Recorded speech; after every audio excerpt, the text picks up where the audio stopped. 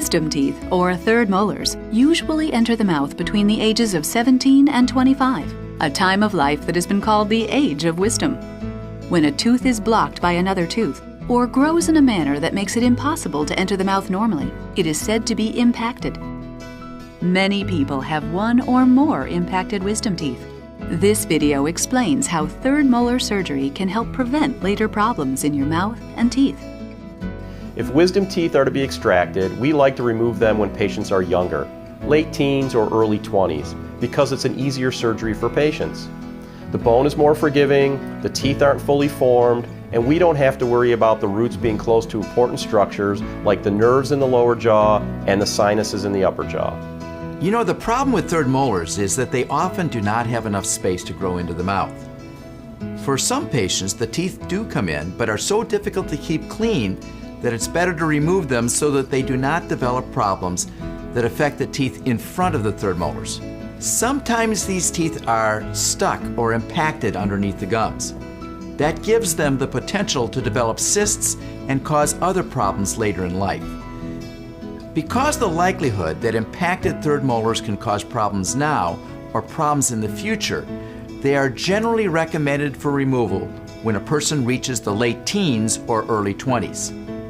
Many orthodontists refer their patients to an oral surgeon for wisdom tooth extraction to alleviate hygiene challenges and minimize the possibility of gum disease, cavities, and other problems that could affect the success of orthodontic treatment.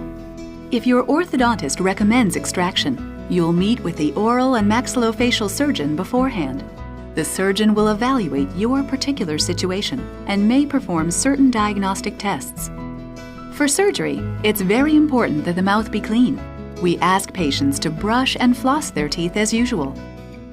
Wisdom teeth are usually removed under general sedation, although sometimes only local anesthesia is used. Patients who will receive an intravenous anesthesia should not eat or drink for 6 hours before surgery. Finally, it's best to go to surgery wearing loose and comfortable clothing. The oral and maxillofacial surgeon selects the method that is best for each patient. The length and complexity of third molar surgery depends on a number of factors. It includes the position of the tooth, the length and curvature of the roots, the thickness of the bone surrounding the teeth, and the patient's overall physical condition and health. In general, a young adult's wisdom teeth have incomplete root systems, making tooth removal relatively uncomplicated. As wisdom teeth continue to grow, their roots lengthen and may become tangled with the sensory nerves that run through the lower jaw. When that happens, surgery is more difficult and complications are more likely. If the tooth is impacted, an incision is made in the gum tissue, which is turned back so the tooth can be seen. If bone is covering the tooth, some of it may need to be removed in order to expose the tooth. This tooth may be removed in one piece, or in some cases, it may be cut into sections. The removal of 4 impacted wisdom teeth usually takes 45 to 60 minutes to complete. Once the wisdom teeth are removed, the gum tissue is sutured. Following surgery, patients rest under supervision in the oral surgery office until they are ready to be taken home. Before leaving for home, patients are given specific post-surgical instructions and prescriptions, including pain medication. The best outcome is the ability of patients to be able to properly maintain the rest of the teeth they're keeping.